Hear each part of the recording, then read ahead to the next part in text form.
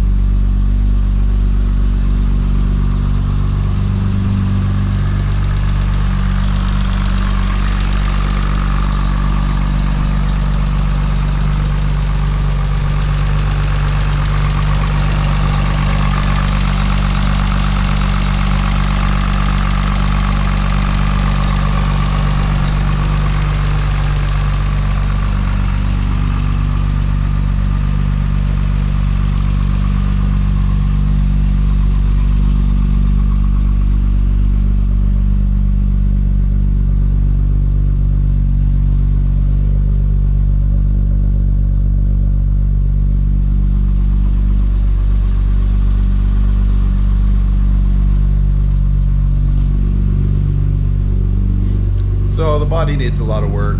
That's probably going to be the next step, is working on a little bit of rust, changing a few panels, pulling some dents, and full paint job would be next. I have to make sure that I have all the weather strip and all the trim prior to doing that, so hopefully in a few months I'll get on the body, because obviously I have a bunch of other cars floating around the shop here that need work, and yeah, so I need to address those as well. So usually the cars that are coming for work or customer cars come first, and then I work on my own stuff after. So the paint might be a little while, but I don't mind driving around a rough looking GTR. That's kind of fun in itself. So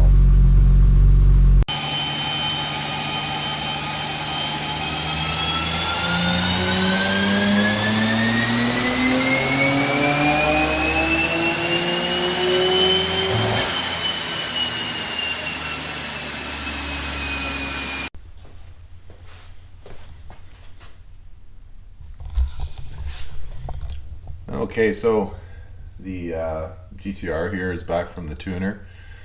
It was quite a bit of time that it was there. Actually ended up being a couple months. The car ran into a few issues, but nothing huge. It was just unfortunately one thing after another that I couldn't foresee. The fuel pump wasn't wired properly. The transfer case was overfilled with fluid. Actually the cams, the pond cams that were put in that were supposed to be drop in, had to be reshimmed. So all of these things kind of added time to the tune. All those sort of obstacles were worked through, and the car was tuned. So now this is the finished product. So some pretty good numbers overall.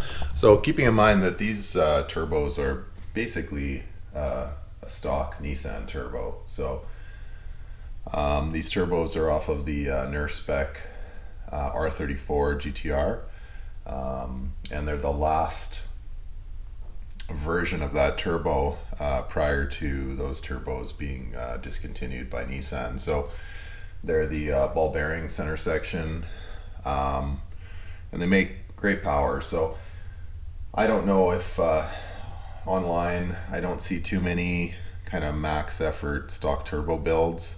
I mean, I guess if you dug way back there probably would be, but this is also being done with modern PRP stuff, and as well modern engine control. So the Link G4X with all the PRP ignition parts, R35 coils.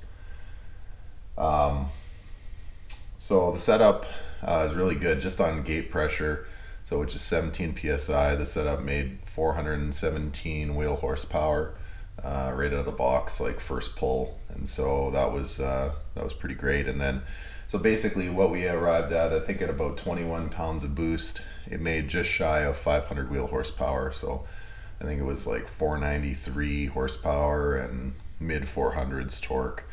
And the car is really quick on the street, and no turbo lag.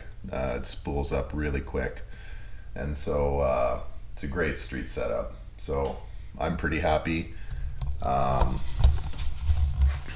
So looking at the bay here, I've now put about 1,000 kilometers on the car. I'm getting zero blow by, so just a tiny bit of condensation into the catch can. No oil leaks, no oil coming out the tailpipe. So it would seem to me that the engine's pretty healthy at 21 pounds of boost. It's not being overexerted. Yeah, it starts, idles fine.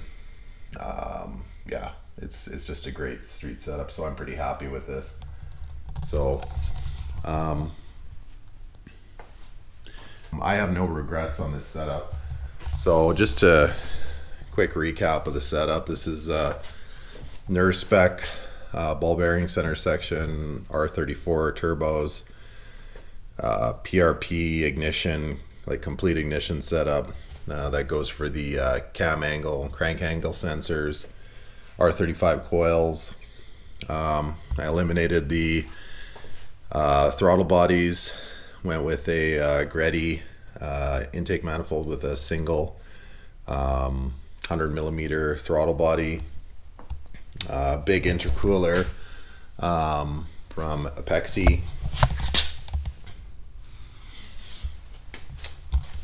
What else?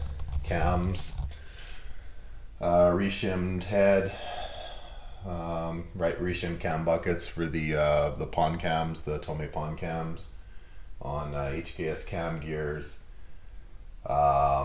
Greddy pipe kit, HKS O2 elbow kit, like right off the turbos, and I did the divided O2, which I think is beneficial.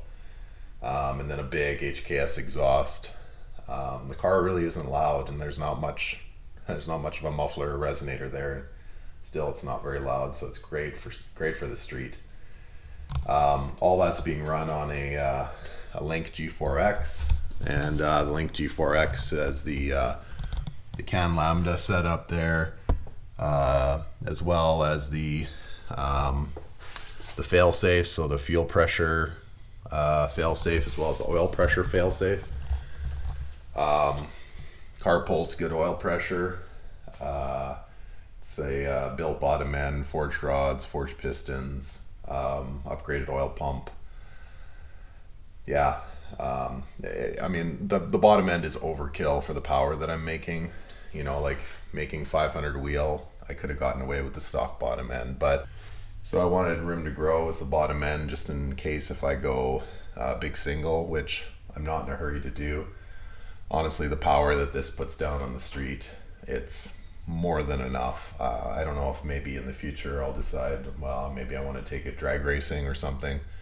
But right now it's just a fun street car, and so I highly recommend this setup. I know $1 per horsepower, of course, there's other vehicles out there you can you know, for the amount of money that you spend on these builds, you can make way more power on a different platform, but that's not the point. The point is to experience what a Nissan Skyline GTR has to offer in the twin turbo form, which is what I wanted to do, and I don't have any regrets. It's a fun car. That's like I said, I've only put 1,000 kilometers on it, but a lot of fun, and if I didn't like it, I'd just sell it, and I think I'm probably going to keep it for a while. So yeah, so look for some videos in the future with probably some paint and body for this car. I'm going to get that going pretty soon, and then as well building an Evo 6 as well in my spare time, which I don't have much of, but so that'll be coming up as well. I'm going to be putting an engine in this thing, eliminating the AYC, doing a whole bunch of stuff with that as well. So yeah, so stay tuned. Thanks for watching. Really happy with this GTR. So thanks for watching. Make sure that you subscribe, click the like button,